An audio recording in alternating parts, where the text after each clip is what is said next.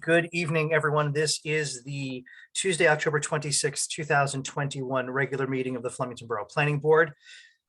This virtual meeting is called pursuant to the provisions of the Open Public Meetings Act. Both adequate and electronic notice of this virtual meeting has been provided by way of publication in the Courier News newspaper on or about August 6th, 2021.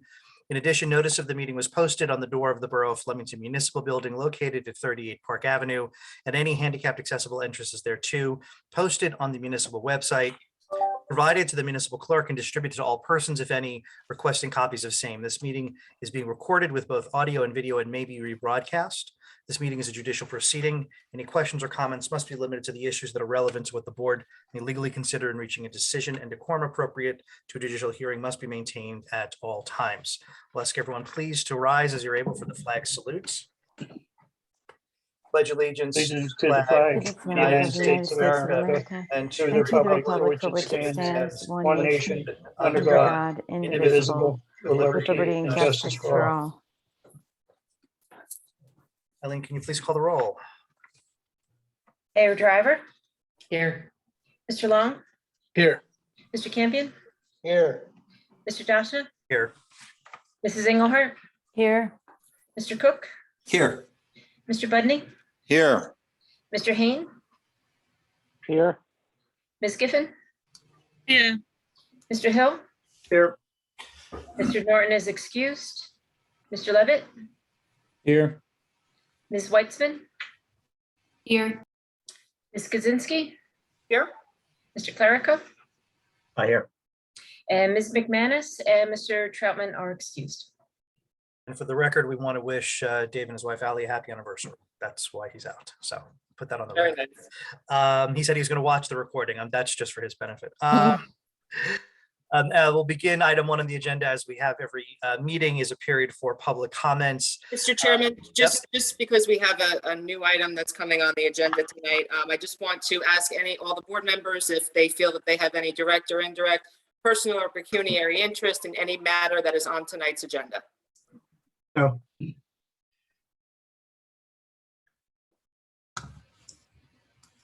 Okay. Thanks, Kara. Item 1, public comments. Eileen, did we receive anything by phone or email? No, we did not. Any members of the public wishing to speak? This is an opportunity to speak about something that's not on the agenda in front of us as an open matter. Looks like everyone here is using the Zoom web interface, so please click on raise hand if you'd like to speak. And identify your name and address for the record. If you're on the phone, it is *9.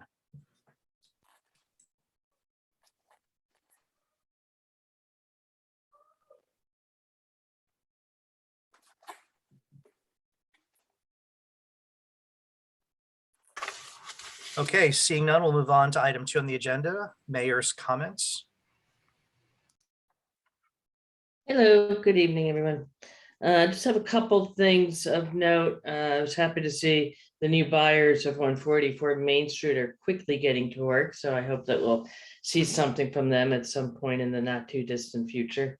The borough engineer, Martucci, has resigned from his service with the borough. Jerry Harris from CME is interim borough engineer. So if you have anything that requires them, do reach out. You can reach out to Mike Campion, you can reach out to me, whatever, to get a phone number if you need it. Earlier this evening, the Liberty Village Committee met to review with the borough planner a draft redevelopment plan. I expect it will be before council in late November for a first reading. It's ambitious. There's only 3 meetings left in the year of council, so it's kind of pushing it up. If it doesn't happen, it'll be brought up again in early 2022. And also Brian Budney will be joining the Union or the Liberty Village Redevelopment Committee as well. And we look forward to having him on board with us to hash out this redevelopment plan and move something at Liberty Village forward. We hope sometime in the future, and hopefully this plan will guide us to that. And that's all I have. Oh, I do want to make one other note. Liz Johnson, whom you may recall, was a frequent attendee as a journalist to the meetings. the planning board meeting. She was a journalist for Tap Into. She unfortunately passed away the other day. So perhaps we could have a moment of silence in her memory for all the good coverage she provided of the planning board and activities in the borough of Flemington over the past couple of years.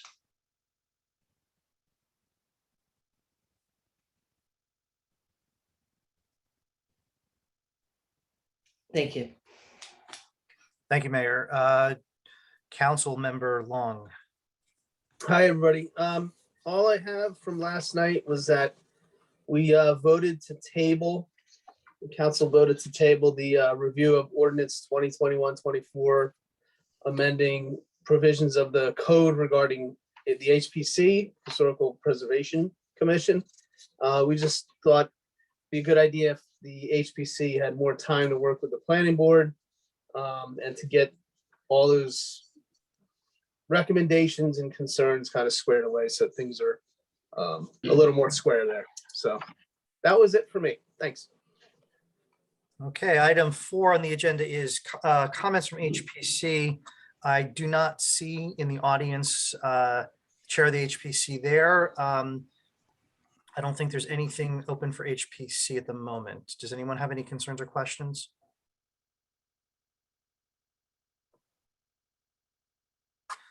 Okay, item 5 on the agenda is approval of the minutes from our October 5th, 2021 regular meeting. They've been previously circulated. Can I get a motion second on the minutes? So moved, Cook. Second, Haynes. Are there any corrections or clarifications on the minutes? Todd, please. Yeah, I did have, I mean, again, I know they're just minutes are meant to capture the essence of the meeting, but I did have a few things when I read my name, right? We all want to make sure that we're quoted accurately. On page 2, second paragraph, Eileen, it says, Mr. Cook asked if there are any concerns. It's just no should be not, just purely a grammatical error. Don't make fun of me.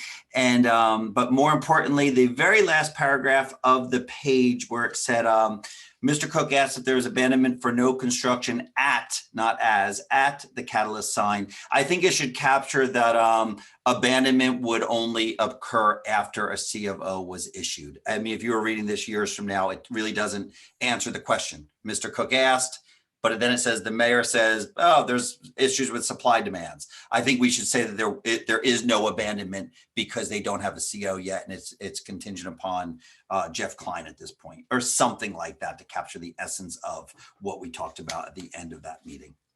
Absolutely. Thank you for your That's it. comments. Thanks, Todd. Anything else? So you're not the only, so I'm not the only one who just does a keyword search for their name to make sure that what You know, it is funny because you read it and again, minutes are meant to capture the essence of the meeting. If somebody really wants to meet, they can watch the tape. But you know, when you read it for the, you know, you look and you say, geez, did I say that or did I? You know? All right. If there's anything else. All right. We have a motion in a second. Eileen, can you please call the roll? Mr. Cook, Yes. Mr. Haynes, Yes. Mayor Driver, Yes. Mr. Long, Yes. Mr. Campion, Yes. Mr. Dashna, Yes. Mrs. Engelhardt, Yes. Mr. Budney, Yes. and Ms. Giffen. Yes. Thank you. Thank you all. Item 6 on the agenda is determination of completeness for 91 Main Street, Block 21, Lot 25. Materials have been circulated. I am going to, I see Mr. Roth is in the attendee. I'm going to promote him to panelist to be able to speak. And Mr. Chair, before we start, I do have one question for Mr. Roth that I just want to make sure we clear up and put on the record. Sure.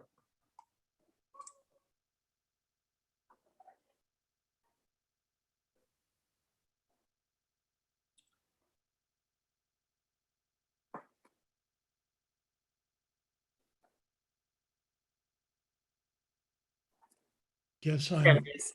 unclicked. Hi, Lee. How are you? Okay.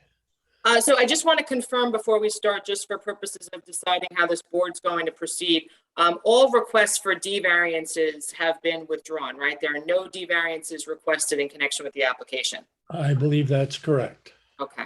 All right, so, Mr. Chairman, there is no one that's precluded, other than, as we already talked about, there's no one with any bias or interest. So Class 1 and Class 3 members are permitted to participate in this completeness review. Thank you. We are, as is our normal practice here with complete determinations, we usually have an introduction and overview of the project, and then we kind of go through the review letters.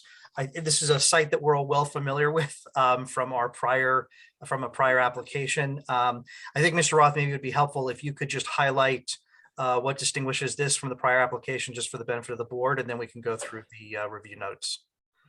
I'd be happy to do that, Mr. Chairman. First of all, as your attorney has pointed out, all of the D variances in the original A application are no longer here. We're not seeking to put residential use on the ground floor. We are not seeking to provide the parking structure or the carousel parking system, which you had said required a D variance. So there are simply a couple of, I think, relatively small C variances that are part of this application. We've also reduced the number of apartment units from 9 to 6. And I will essentially be occupying the entire first floor of the front building. I think that highlights the real difference between the two applications. Thank you. That's helpful. So usually, just for completeness, I will actually, I see that Mr. Ingram is in the attendees as well. I'm going to promote Mr. Ingram in case Mr. Clerico's got questions for your engineer. Thank you, because he has provided the site plan waiver checklist request.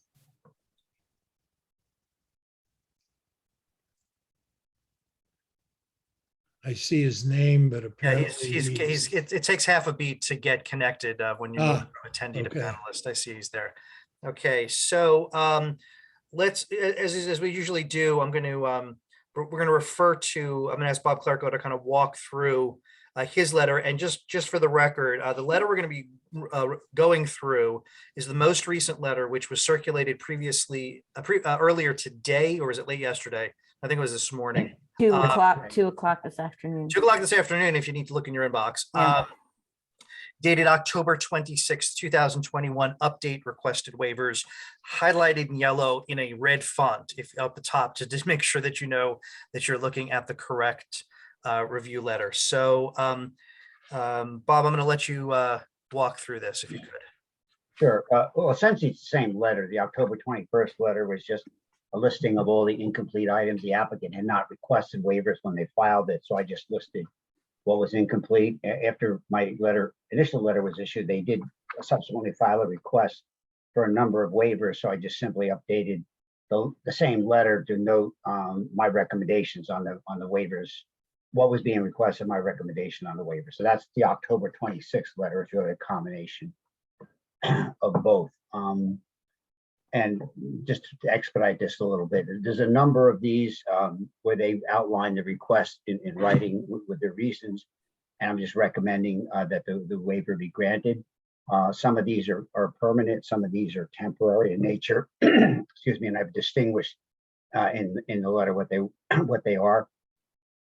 In preparing the initial letter, I kind of grouped things together, items that related to survey and title information, items related to stormwater, things of that nature. Where I could, I tried to group things together. So my report has a number of items that reference, counter reference to a number of checklist items. And just going through that, the first ones are administrative. They deal with fees and copies and things like that, which I defer to Eileen on. Number 2 deals with title and survey information. Again, we did not get a title report. The survey information that we have has notes on it that says it's subject to title restrictions, it's subject to easements of record. And as far as the right of way along Main Street, it's basically off of tax map information. So those 3 of those items relate to the survey and the title. That's 327 and 28. I would recommend we deny those because I think that's information. We need to have some consistency in our review of this. Item 19 was for a meets and bounds description. We can waive that one. And item 42 was for a partial waiver. We also require documentation extending 200 feet beyond the track, but in this particular case, I don't believe we need that. So on this one, my recommendation was to deny 327 and 28 and grant the waivers on the other two. You want to discuss these as we go along, or just kind of summarize the whole thing? Why don't, I mean, I think that I'll interrupt if I think we need some discussion. I think what so far, these are pretty straightforward. I'll jump in if we need to. Yeah, item 20 requires the owner's certification on the plan. There is a statement on the plan, but it's not signed. And there is a portion of this property that does, where the driveway, even though the applicant is not proposing to improve it, a portion of this driveway is on the neighboring property. Again, they were asking for a temporary waiver from providing those certifications. I was going to defer to Kara on this one as to what the board would need prior to proceeding in the way of a written consent from either the owner or the adjoiner. So let me ask Kara. I know that in the prior application, I'm going to be careful to not refer too much to the prior application. This has to stand on its own. But I know that there was documentation from the adjoining property owners provided for the prior application. Obviously, there needs to be something attached to this application. Kara, what do you think is appropriate here? You're muted. I'm sorry. Yeah. I would say that the format of that was fine. We looked at it. I think we had a very similar situation last time and we required that written proof prior to commencing the application. That form was fine. If we can just get one that is updated through today and acknowledging the second application and the filing and the consent, I think that's perfectly fine. We don't need anything more than that. Well, we have that original one that approved the application. This is a less impactful application. I have no reason to believe they wouldn't do it again, but the person who does it, I think, is in Egypt at the present time, although we get him through cell phone connections. He's the son of the owner who has the power of attorney to act for her. I have no reason to think that he's changed his mind about indicating that he actually approves of it and wants to see us proceed. And I wouldn't think that he would feel otherwise, but we do need to look at this as a new application. And in that vein, we do need additional consent to this particular application on the off chance that he does feel differently. So the form was fine last time. If we can just get that exact same form with an update and reference to the new application, we'll be fine. Well, I would ask that any approval we do get be conditioned on providing that, and we will get that. Okay, Bob. Move to, I guess, your item 4 there on page 3. Yeah, they're asking for, well, we require a list of regulatory agencies. They're asking for a temporary waiver. I would recommend you grant that. My number 5 is checklist item 36. That's a whole list of documentation that's required on site and within 200 feet. I kind of broke this down. The type of documentation, it would be hardscape data within 150 feet of the, 100 feet of the site. I would recommend you can grant that. Environmental data extending 200 feet beyond the site, I'd recommend you can grant that. The one item on here I think we need information on is that seasonal high groundwater table. So I was recommending that component of item 36 you deny, but the other elements of it, you know, in my feeling, my recommendation would be to waive those. That was waived before, and if you need anything on that, I'd ask that our engineer address that as he did the prior time when you accepted the request for the waiver on the earlier application. And unlike similar to the last application, but what we've changed now is, you know, our new application is not proposing any increases in impervious surface. It's actually going to be a decrease. So, you know, and this goes to some of the later checklist items, we're requesting a waiver from providing a stormwater system, which would even necessitate the need to figure out seasonal high water, since we're not going to, I mean, we're not proposing to do any substantial excavation where it's relevant. And unless we can get to a hearing to discuss with you why we think this is a reasonable solution and a better alternative to providing that system that's required by ordinance, we can't really get to a point where we can discuss that with you. So, we're requesting that waiver, the same as we're requesting the later waivers for the stormwater system, so that we can have the chance to discuss it with you. And again, those were waived in the prior application, which was more intense and actually added impervious in that round. Well, again, I'm going to defer to, these are my recommendations on here. There was, again, we're not supposed to be going back looking at the prior application, but if we do, there was a lot of I want to say concern. There was issues raised by neighboring properties about existing seasonal high groundwater conditions. So on the issue, we're kind of jumping ahead, but some of these at the end here were also related to stormwater, as Wayne, as you just said. And one of the aspects of this particular application is that they are seeking relief from the impervious coverage criteria.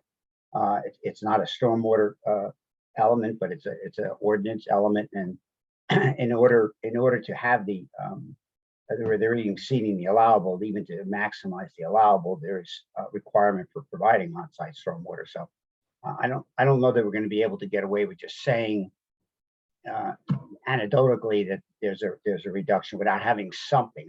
The degree of it or the sophistication of it could be up in the air, but I think we need something that's more in tune with an empirical response on stormwater. And if in fact that substantiates the fact that you would not need a system that would have to be subsurface of any kind of storage system of any sort, then perhaps at that point we could waive the necessity for knowing about seasonal high groundwater. But at the moment, we have an element of this.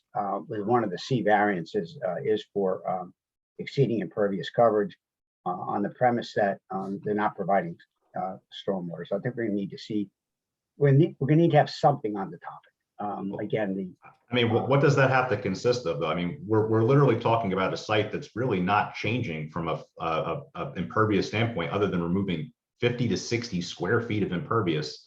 And just from a practical standpoint, I can't even imagine how that could result in a change. Well, we're kind of getting into the merits on this, Wayne. We're kind of getting into the merits, but one of your current proposal, whether it stands for the overall approval of the project or consideration of the project, you are using permeable. We're using a permeable surface. You're using an open paver, a block under a DEP standard that would be for somewhat of a porous pavement element. So you are introducing elements of and again, that might be part of your argument as to why there is no increase in runoff from the site. I think there has to be What something. about some sort of letter from Wayne documenting his argument, signed and sealed?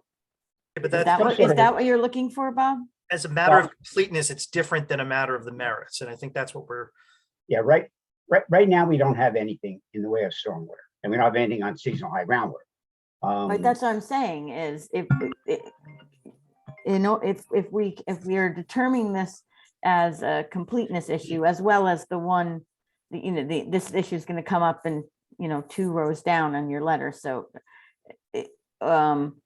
his argument, what you're saying, Bob, is his argument needs to be documented and submitted to us in order for us to for completeness, in order for us to review it in the application. So if Wayne submits his argument in writing in a letter that's signed and sealed, would that be an appropriate for completeness or not? This type of application, something along that line where you would take your argument and reduce it again empirically, that site has X number of square feet of these kind of services, you're changing it to this, some sort of a general assessment where you can reach your conclusion, something that would support your conclusion. Right. Something in writing. And probably one step further as to whether there's anything else you could be doing as part of that would constitute a stormwater submission. Again, can it be done like a narrative? Is that acceptable? Right. So Wayne, that's what he's looking for. And we can do that, but would that waive the requirement to do a soil test at this point for completeness purposes?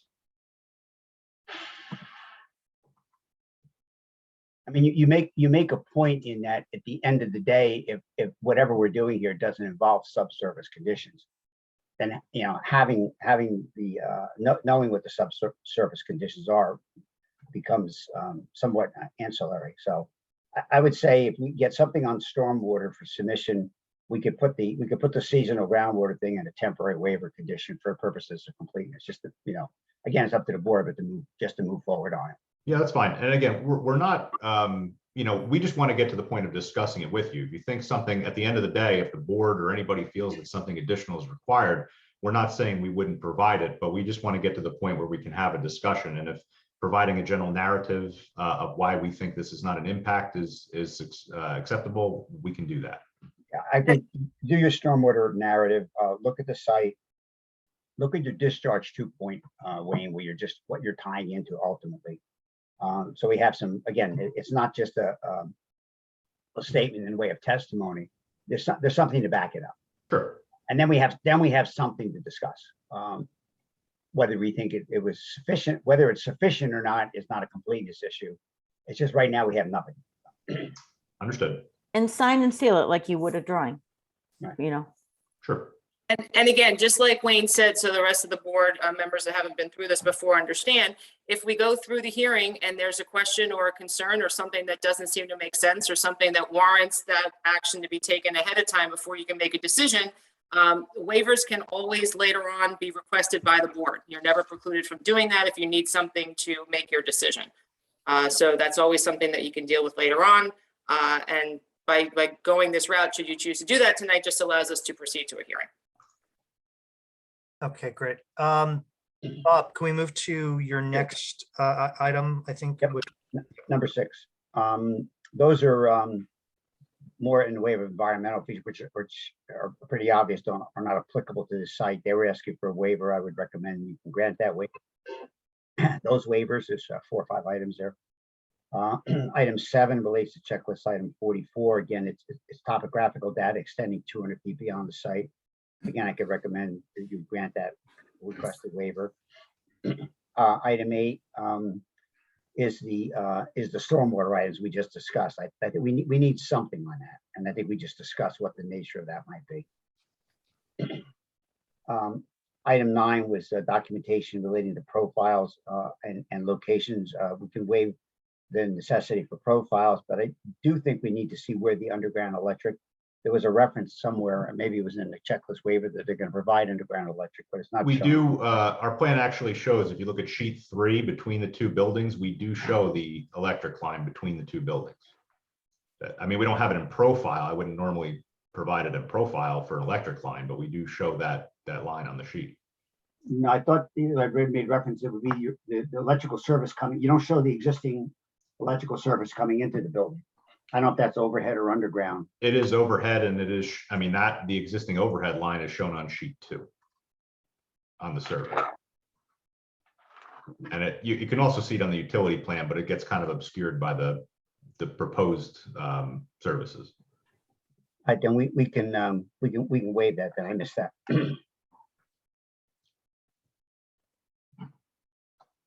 So we can scratch item 50. We can waive it. 52 is an environmental impact statement. I was just going to defer to Environmental Commission if they have feel any necessity to have one. Before we go forward on that, Carol, like usually those comments come in before the public hearing and not as a completeness item for. So I'm going to ask Eileen, the Environmental Commission was given these, when were they given the application? When were they given the materials? They were copied at the same time as the board when the plans came in, and electronic files were delivered to the chairman of the Shade Tree Commission, the Environmental Commission, the HPC, and plans were made available to them for pickup at the Borough Hall. If you were looking for a specific. Yeah, I was just looking for a date, just so I knew how long that was. I can look that up on. Okay, yeah, I'll give you. Carrie, you were going to say something, so you were going to jump in there. Yeah, I was just going to say, what I would recommend is granting a temporary waiver on this, and just making it clear that The Environmental Commission will review and provide recommendations, but ultimately it's the determination of the board as to whether or not they feel ultimately that they will need that environmental impact statement. So if the board does not want to require it tonight, which you could also do and just take right off the bat that determination, you could also grant a temporary waiver, see what the Environmental Commission has to say, but ultimately it's the board's decision. Okay, so the board can discuss that when we come down the road there a little bit. So if what we're inclined to do. So let's move on then, Bob, to the next. Yeah, number 11 is checklist item 55, deals with road plans and sections. We can waive that. I'd recommend you can waive that in this particular case.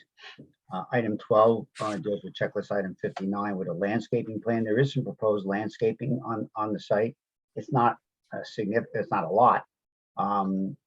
And it doesn't call out what it is. You know, you could put that in, they requested, we could put that in the category of a temporary waiver. 13 is a solid waste management plan. They do show their location and screening of the storage bins on the site.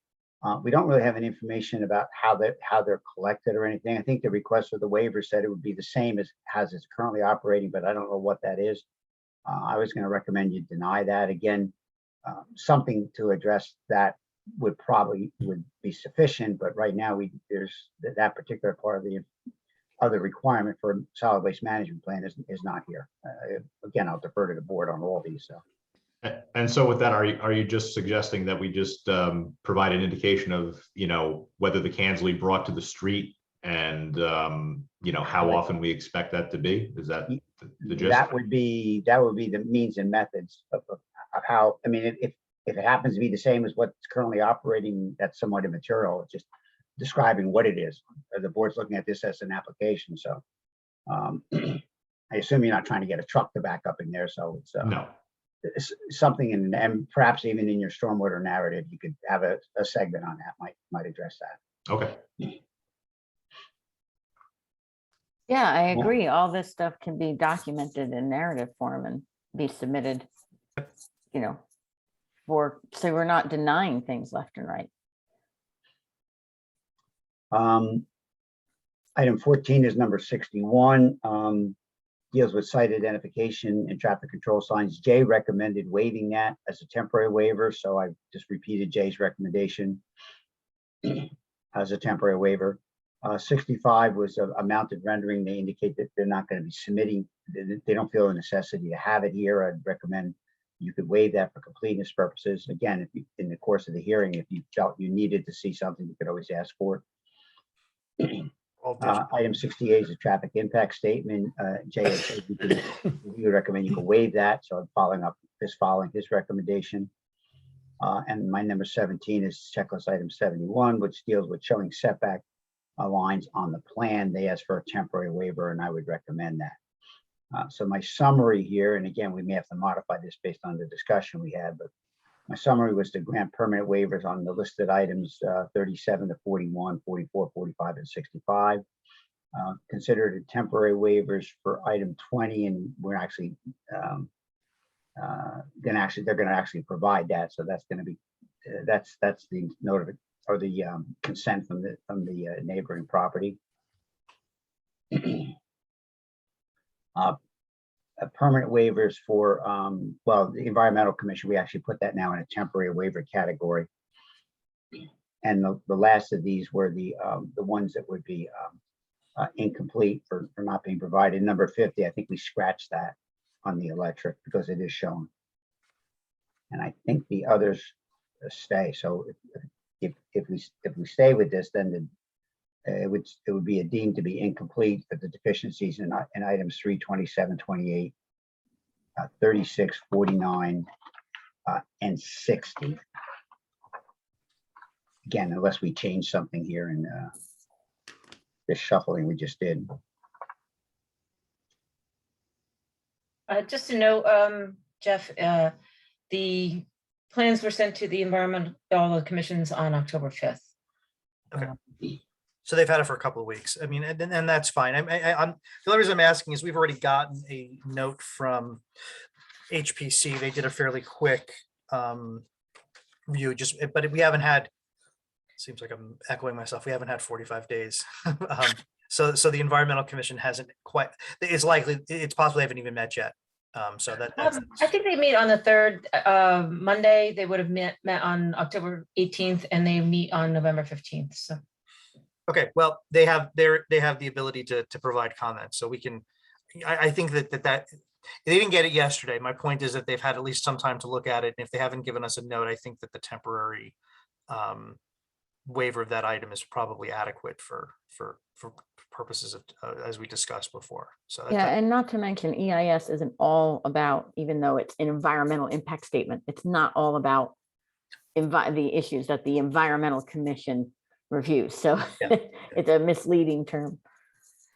So Okay. there's a lot of stuff that's required in that EIS that isn't applicable to their commission. Right, exactly. So what we have here from Mr. Clerico's letter, just to pull this all together, is his recommendation, and I think this is the time for us to discuss this, is now, his recommendation is to deem it incomplete for deficiencies in items 3, 27, 28, 36, 46, 49, and 60. We talked about what would be needed to meet those deficient items, is what I'm hearing here. I'm going to ask Mr. Ingram, did you have other questions of Mr. Clerico of what, just to satisfy some of these things? Jeff, can I just ask one thing Yeah. for clarification?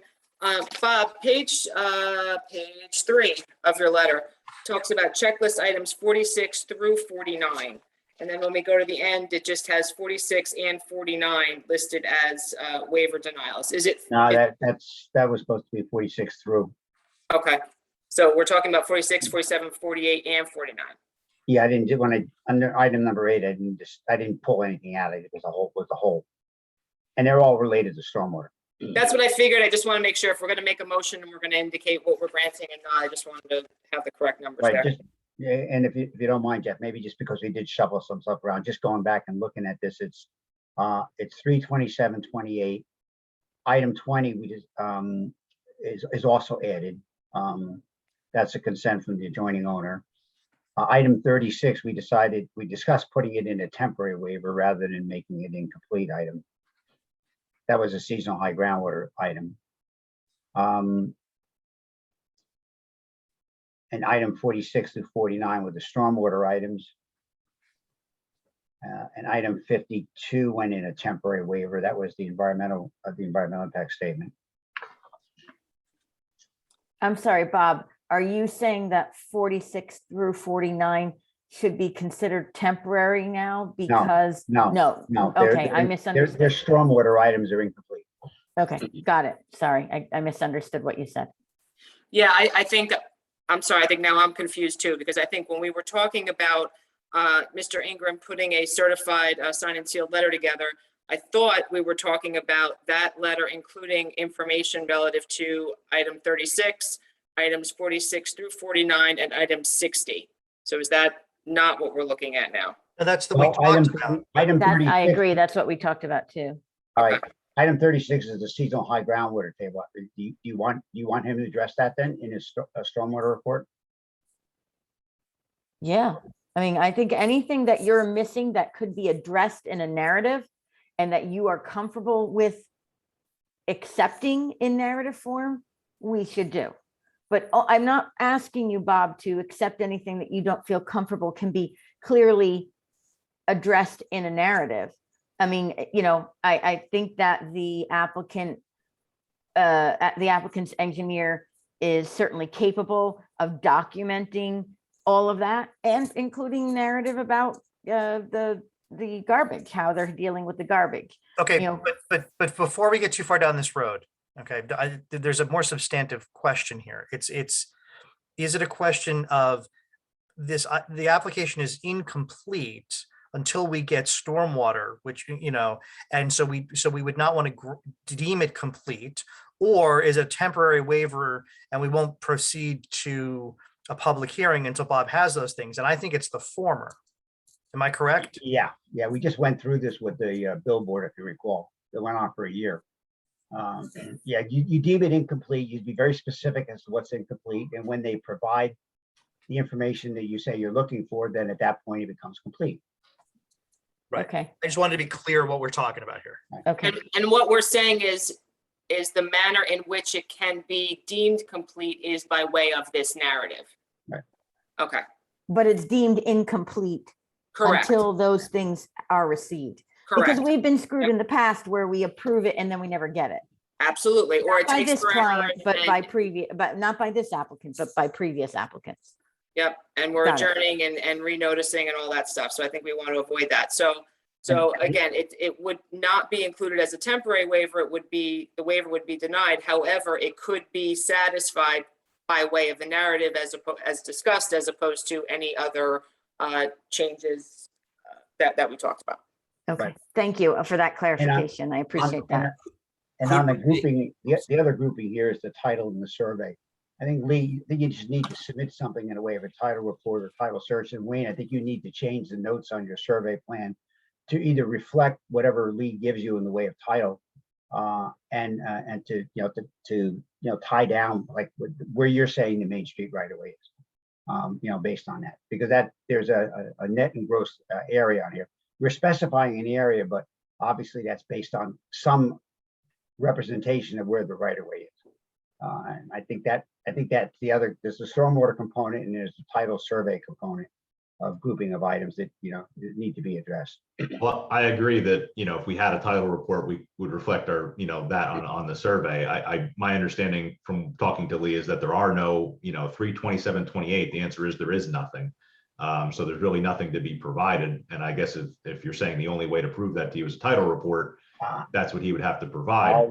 With regard to the right of way, I mean, as we discussed in the last hearing also, though, that was, I mean, it's a right of way based on what the town maps indicate the proposed right of way is to be, and it's shown consistent with the borough streetscape project, which was performed. So I don't know what else I can provide to that effect, other than, again, maybe possibly reflecting that in a note that that's how we established it. You're signing it, so I mean, you could put on there whatever you represent, however what you're relying on to represent it, how you're representing it.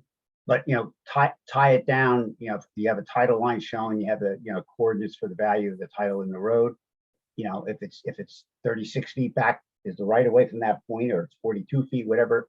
The line work you have in the drawing has some substance behind it. If you're comfortable, and show it and list it and say what the source of it is.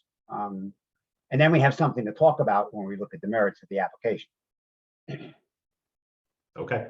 And if Lee, if in the title work on it, maybe there is some recorded right-of-way document or something that, that a title search would pick up.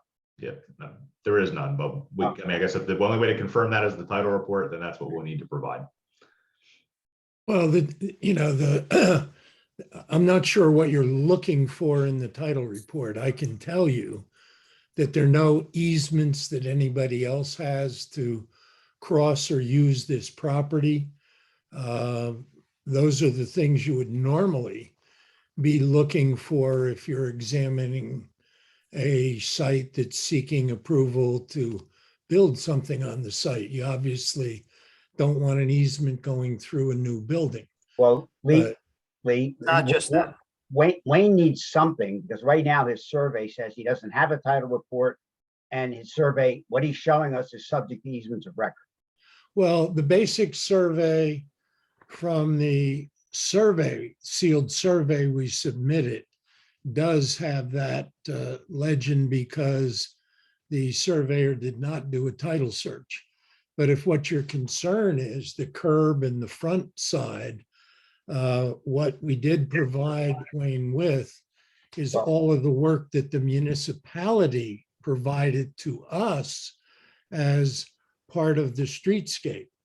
And I'm not familiar with the streetscape process. I'm not going to go into we're not discussing the merits on here.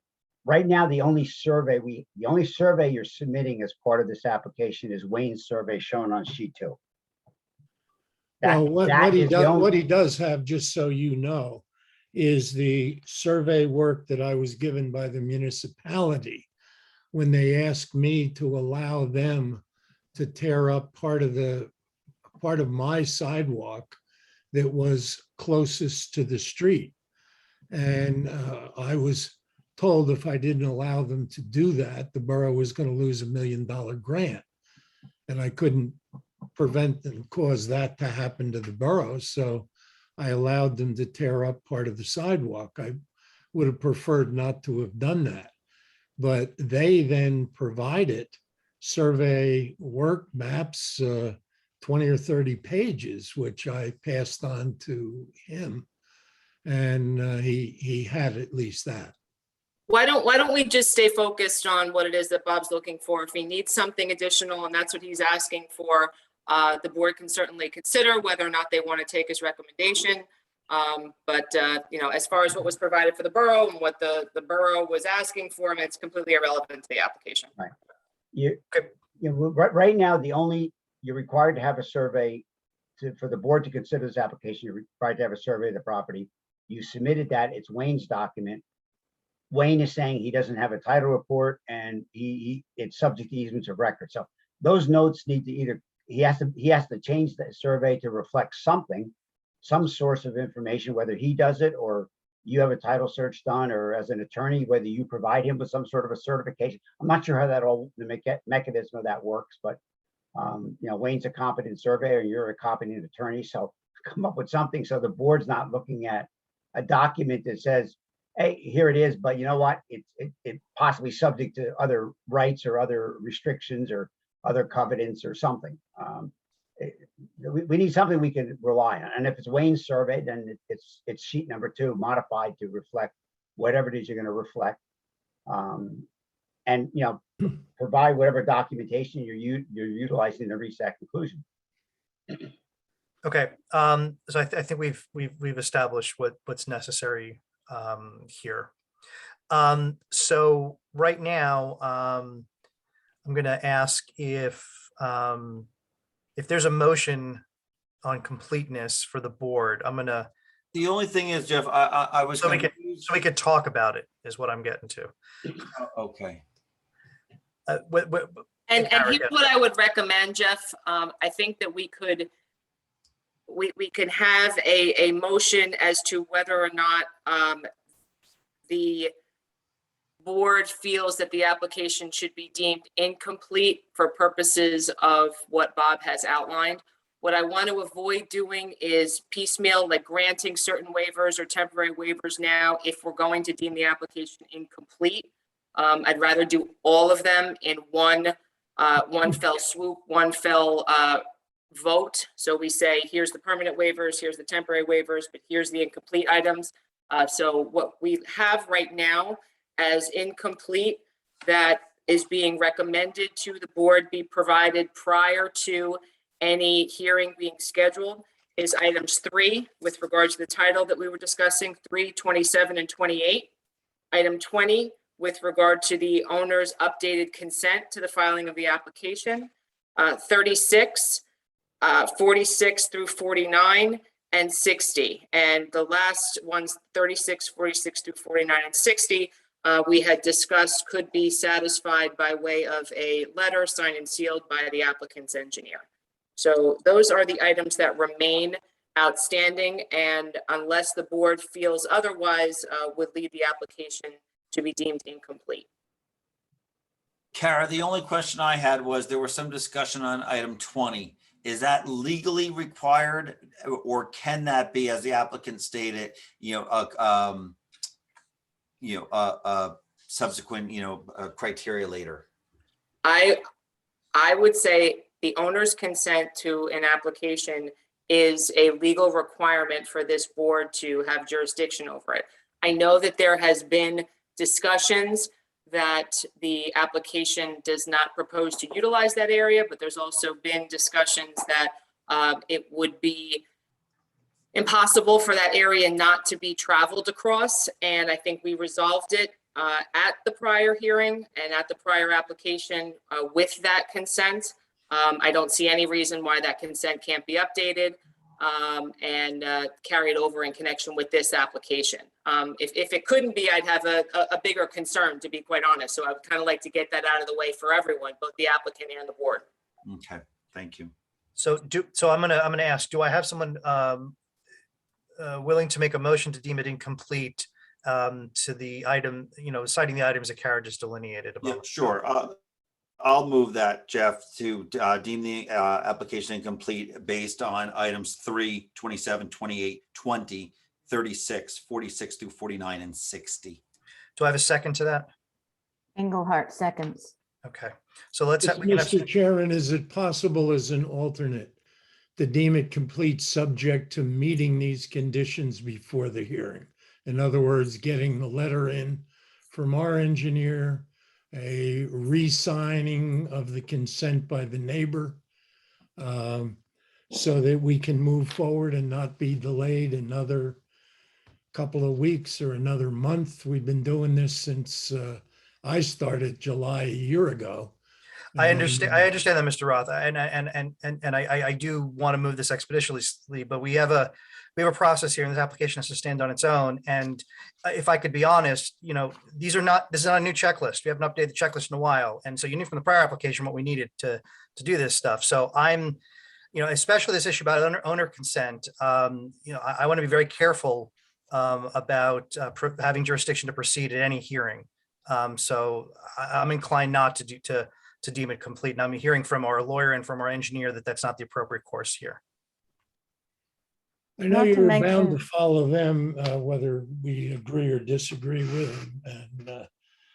And I acknowledge it's easier for us to go along with requirements, whether they're reasonable or not, than to challenge them at this point. But certainly I would think you would have no difficulty realizing that we went forward with another application, and none of these aspects of this application have changed from that time period or that application.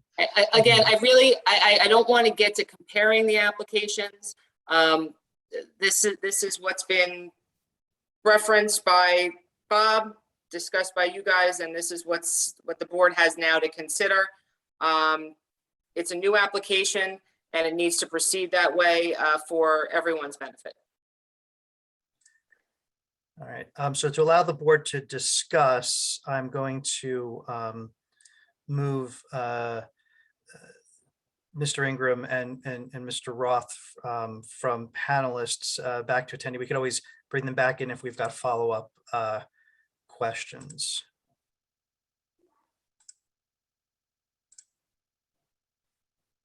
Okay, so there's been a motion, there's been a second. Is there further board discussion? Todd, you're muted. Go ahead. The only discussion that I have is I understand what the applicant is asking for, but I am deferring to Bob and really to Kara to understand that, I often look at these applications as, well, 20 years from now, when somebody looks back at this application and says, wait a minute, they had that from a prior application. What are they talking about? So I fully defer to you guys to say, like, in my mind, I get that the applicant will be able to get the owner's consent because he got it last time, but the last time doesn't come into play here, right? I mean, this is an application that is really, like Jeff said, has to stand on its own. Nobody will look at a prior application 20 years from now.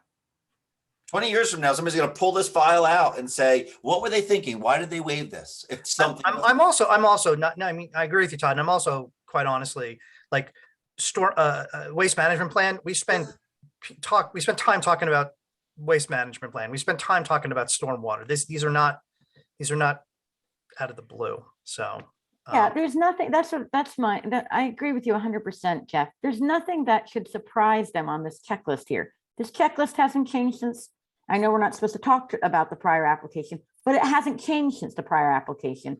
And some of these issues were important issues the last time, and we're going to be addressing them again. So, right, so I why want to, wouldn't we want to see this information? So Even if it is a simple narrative, it should have been addressed. all right, so let me ask if there any other folks wish to weigh in. I'm going to make sure that I'm going to shut up. I'm sorry. I've been talking too much. Yeah, Karen, please. I only just want to support what you've all said, that I understand the applicant's frustration. He wants to move forward, but we all gave up 5 meetings worth of our time, which I think I probably worked out to about 15 hours of our time. And like you say, we gave plenty of information about what would be expected. I was expecting this application to come in and be perfect, frankly. So I'm surprised to see that there are things that we need to waive. I'll just say that. Thank you. Mayor Driver.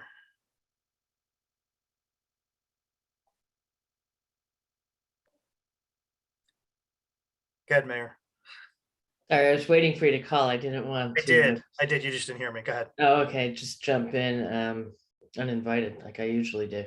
No, I was just gonna actually agree. I'm kind of, when I'm reading this, and I was reading it earlier today and going, why wasn't this stuff provided? And, you know, the applicant wants a quick hearing, public hearing. Well, the way to get to that quick public hearing is to show up prepared with the information you need for your application.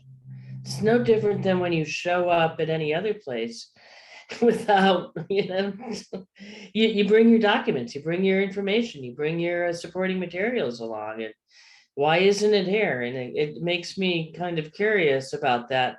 And, you know, hearing this previous application referenced by the applicant, well, and with all due respect, you know, I was recused from that. And so this is a new application for me, and it needs to be treated as such. And so I thank you for the recommending that all of these items need to be fixed before it's deemed complete. Thank you. Any other folks want to weigh in? Jim, please. I agree with what we've been saying about it should have been complete this time with everything we went through the last time. And I think permeable pavement implies recharge, implies you need a depth of groundwater. Anyone else? Okay, so I'm going to call the question. So Kara, if you could please read the roll. The motion on the floor is to deem the application incomplete, subject to, because of the deficiencies in the items that Kara read off. Do you want to read them again, Kara, just to make sure we've got it all in one spot? Yes, so it's 3, 20, 27, 28, 36, 46 through 49, and 60. Again, for the record, because this was very important, and I think something that will assist with the applicant and the board, the narrative will be sufficient, provided it addresses the issues that the board discussed, from the applicant's engineer, signed and sealed, to address items 36, 46 through 49, and 60. And all of the other items we will address either by way of granting of permanent waivers or temporary waivers at the next meeting once these additional checklist items are resolved. Okay, Kara, thank you, Kara. Eileen, could you please call the roll? Yes, Mr. Cook, Yes. Mrs. Engelhardt, Yes. Mayor Driver, Yes. Mr. Long, Yes. Mr. Campion, Abstain. Mr. Dashna, Yes. Mr. Budney, Yes.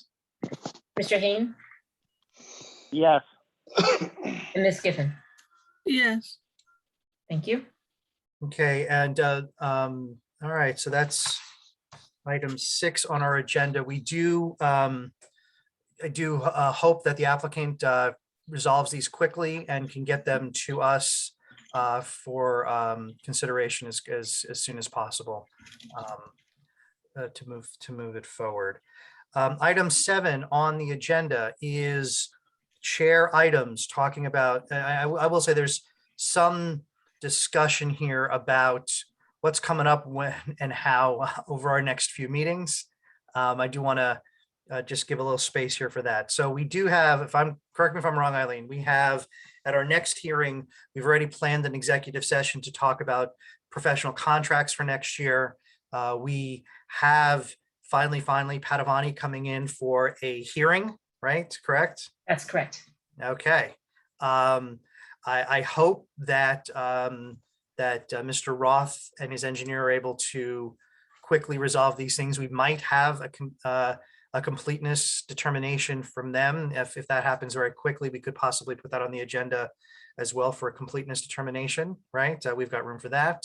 We'll see how quickly we get stuff back from them. Yeah, the meeting is 2 weeks away, so. Yeah, so if they can quickly resolve those, it's certainly within a possibility for completeness to happen then. And then Captiva is the only other one that's out there that I know of. So where are we with that? Can someone please get me smart about that? Because I'm Okay, so- confused. We have a submission of some documentation that came in a couple weeks ago. It did not include the soil testing that's required for stormwater. For whatever reason, they submitted the plan, designed a stormwater system without the benefit of having known what the soil conditions were. They recently completed the soil testing. They very recently filed the documentation. I'm going to be doing an updated completeness. This was deemed incomplete for some deficiencies. I'm going to go through that list as to what's here, and the board have to make a completeness determination. I can tell you right now that the documentation they have, it's just going to be a bit of a debate if it's a completeness issue or not, but the soil data that they acquired after they did their design now leads me to conclude that the design they initially did without the benefit of having the soil is no longer a valid design. I'm not sure that's a completeness issue, but it's certainly an issue that's going to relate to the moving this application very far forward. And I'll let Kara speak to the other issue, but there was a letter from the fire marshal with an extensive list of not just the normal knockbox comments and whatnot, of kind of questioning the layout of the site and the ability of the fire department to get vehicles to certain parts of the site, which if, again, I'm not sure how the applicant is going to resolve that, but that was comments raised back in July. And again, Kara's had some discussions with the project attorney. I'm not sure where that all ended up. But again, that's not technically a completeness issue, but it's a substantial issue that's going to be prominent in any detailed report I'm going to write. So, without getting into too much detail on the application itself, they've asked to be, I believe, Eileen, correct me if I'm wrong, on the next agenda for completeness. I'm not quite sure either whether the items that they're referring to and Bob's talking about are technically quote unquote completeness items, but they are certainly things that, from my understanding, would prompt pretty significant technical review comments.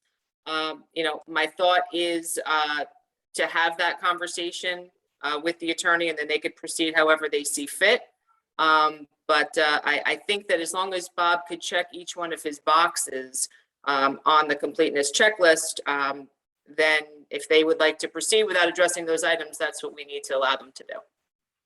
So Bob, you do have, because I know that soil stuff came in pretty late, you do have time. I mean, you would feel comfortable scheduling this hearing at the next meeting is my first. Just like we did for Mr. Roth, I will prepare an updated completeness report on the items you previously deemed to be incomplete. And I'll tell you where we stand. And we can certainly discuss that at the meeting on the 9th. I'll have that out to you before the 9th. So it's, but so you would feel comfortable if if those boxes all got checked, we could do a completeness hearing on the 9th. That's not out of the possibility is what I'm asking. Oh, you can certainly do complete. Whether you'll deem it complete or not, I don't know. But That's not, that's a different No, question. I'm you'll- asking, do you have what you need to do the review? We have all the pieces. Whether they fit or not is another question, but we have all the pieces of the puzzle. So And you've got enough time to get that done and circulated and all that. Okay. I That's started so- getting it ready. Okay. So the email that Eileen sent us earlier today that said, can I put them on the agenda for completeness review or not?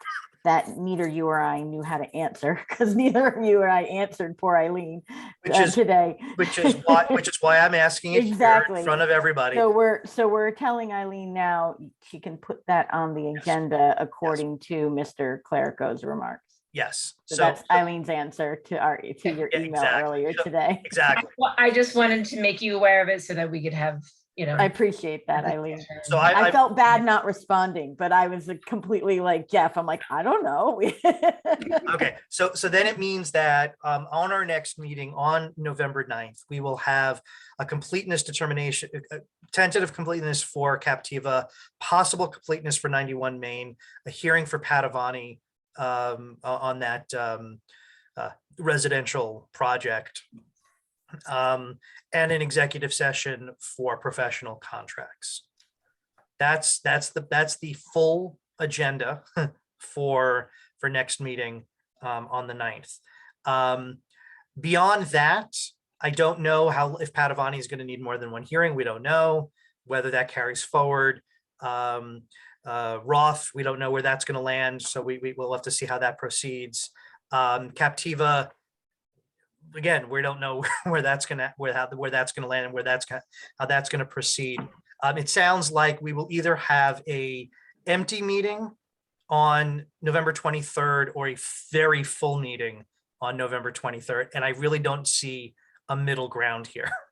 And so I know that from 100 years ago, Todd, we don't, that having a meeting the week of Thanksgiving there's bad juju sometimes with that for the planning board. But we will, the November 23rd meeting stays on the agenda, absolutely stays on the agenda, because we do have these couple of applications who very well deserve to have things heard in an expeditious manner. So that meeting stays, and we will keep that there.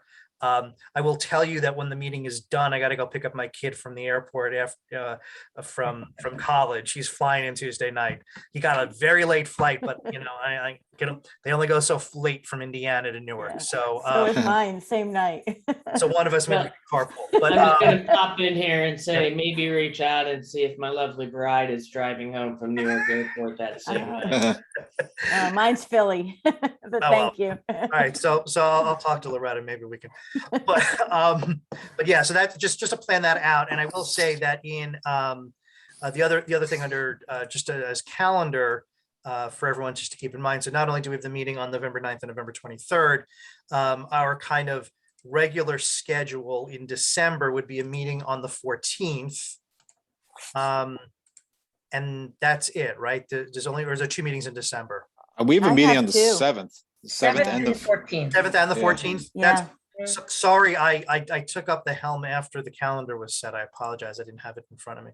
So we are planning have a meeting on both the 7th and on the 14th. They have been, advertised to, Okay.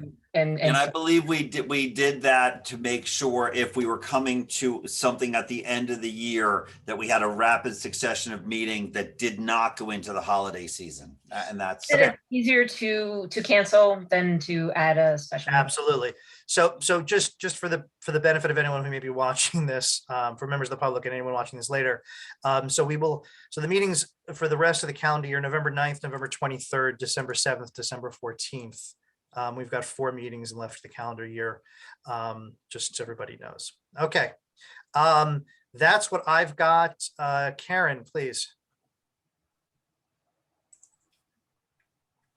You're muted. Was that not a hand? it was, she said. There we go. There you go. Technology, I'll get there. It's the 2 screen things. I got 2 screens going on. Sorry, and I have to find my cursor again. If I can just, this I think is for you, Jeff, as chair, and maybe for Cara. I have a question. I've been on the board for a couple of years now, and it's just something that I've heard over the few years that I'd just like some clarification on as regarding our role on this board. I hear the phrase several times in several different contexts of that we want to be business friendly when considering applications. But I believe that I'm here to represent the people of the town and their needs and requirements. Can I just have some clarification on which way, where we land within that remit from you, Jeff or Cara? Sure. My understanding is very clear. And as honestly, as a licensed professional planner, I'm guided by a code of ethics. And first and foremost, my responsibility is to the public interest. The public interest is applicants who deserve a fair and expeditious adjudication of what they want to do. It's preserving the long-term assets that are in town, as well as thinking about future growth. It's protecting the process itself for being open, transparent, and accessible to all. It means making sure that we communicate as effectively as possible what we're guided by. It means that in a town like Flemington, where we all are very close neighbors to one another, it's it's a matter of respect and treating each other fairly. It's all of those things. And so I don't like the word business friendly. Honestly, I think we are serving the public interest, and the public interest is a vast multitude of stakeholders. Some of them have businesses in towns, and some of them are residents in town, and some of them are renters, and some of them are homeowners, and some of them are leasing a commercial property, and some are building properties to provide an amenity that meets the town's long-term needs articulated in our master plan, and deserve to make a living doing it, right? So it's all of those things simultaneously. When they come into conflict, of course, that's where the fun stuff happens. But but the reality is that we are serving the public interest. In my mind, just to answer that, and there's the public interest is a wide-ranging thing. I also think that there's as a professional planner, and I'm not going to speak for Brian, who's another planner on the on the board, who's actually a licensed planner, but those of us who are AICP, there's also an affirmative obligation to make sure that those who are traditionally excluded from planning processes are brought into the process. We have an active role for equity. We have an active role for inclusion, and quite honestly, to, in many cases, fix bad mistakes that the profession has done in the past. Things like putting highways through poor neighborhoods and displacing people of color. Like, that's also part of my role as a professional here. It's not really the Flemington problem. We're not really building highways through Flemington. But those are all, I mean, it's a long answer to a short question, but that's how I see it. And, we are guided and bound by the New Jersey Municipal Land Use Law. We are guided and bound by ethical conduct. We also have our own ordinances, right? And our job is to play our role within those, within the bounds of what that is. It's a, the thing that bothers me sometimes is that there's this perception out there that we're anti-business or anti-growth or anti-development, which is not true.